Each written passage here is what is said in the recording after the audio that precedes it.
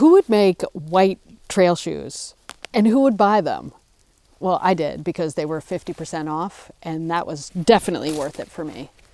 When I started to look for these, I was looking for a good trail runner, a good trail shoe for myself. I don't run that much, I mostly hike in them, but when I looked for reviews, I found it was really hard to find reviews by people like me. I'm not an athlete, I'm a regular person, but I love to get outside. I am female, I am not young, and so I thought I'd do a quick review of how I like this shoe. This is a very non-technical review. One of the biggest things I look for in a trail runner is the tread.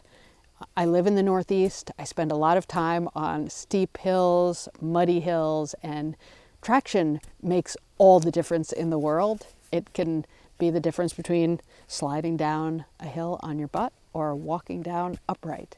And it also makes climbing easier. So the tread on these is pretty good.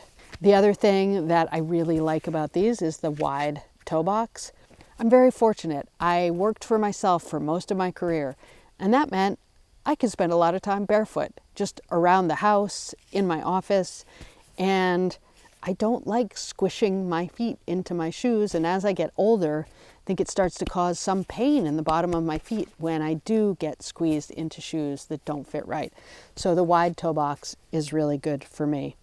I've used these to walk across the Grand Canyon.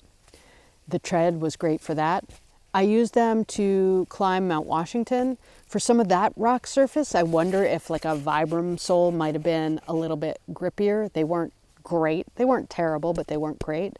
And I've used them for, you know, your regular Vermont dirt trails. In fact, I used them last week in the Spartan Race, and they were great for that in terms of the tread. And even climbing the slip wall, I made it up with no problems and made it on the rope climb. I'm starting to see a little tear right at the toe. I wonder if that was from the rope climb. I haven't had them that long, but I have put a lot of miles on them. I mean, I did walk across the Grand Canyon and up Mount Washington. I use them for hikes, and I use them for an occasional run.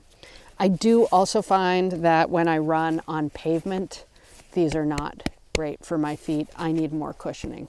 I wear a size 8 in these women's, and that's my totally subjective review of the Lone Peak Ultra. Hope it helps you.